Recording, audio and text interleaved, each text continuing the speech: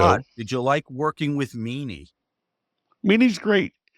I did not want Meanie's character in the show. Raven came to me and goes, "I've got an idea for another character besides Stevie Richards." Who? The Blue Meanie. I go, from the Beatles? He goes, "Yeah." I go, "I don't get it." Raven's gimmick was he tried to get as many people in his group or posse as possible, so he has to take the least amount of bumps as possible. He was very smart that way. The more people in his group taking the bumps for him, the less bumps he had to take. And that's what came to me the Blue Meanie. I said, I really, I don't get it. It doesn't make any sense. Next thing I know, he said, just let me try it one time. Go ahead, go for it. It was a smash. And Meanie took it and ran with it. And to this day is making money off it. I mean, Yeah. God bless him. It's a great character. He's a great guy. And yeah, that's Meanie's story. Yeah, he is. I love Brian. Uh, Also, Raven might have had brought the most amount of workers, but he probably brought, as we talked about in the book, the most amount of strippers in for job interviews to ECW as well. 100%. Kimona Wanalea, amongst a slew of others who never quite made it after the ring. But yes, Scotty was notorious for going out to a club, promising someone a job on TV and ECW, and maybe getting them one, maybe not getting them one. But yeah, Scotty was God back then.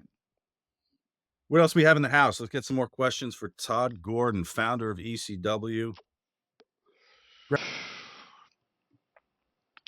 I would have liked One Night Stand a lot better had they used more talent than they did from the original ECW.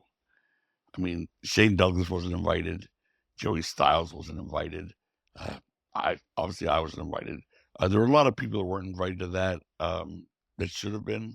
If they were really going to try to do something special, instead of having matches against WWE stars, Cena, whoever it may be, uh, it was their best attempt, by the way, of all, of trying to actually do something ECW ish. And everything they did after that was just an abortion.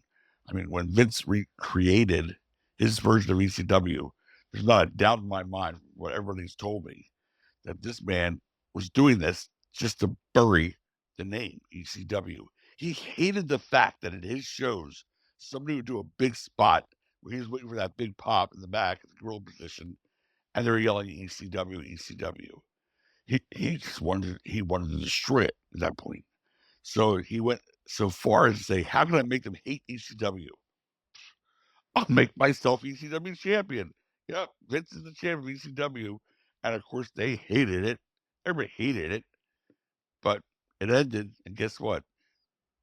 And now it's 15 years later, whatever. They're still chanting ECW. It's an incredible, humbling, and miraculous thing.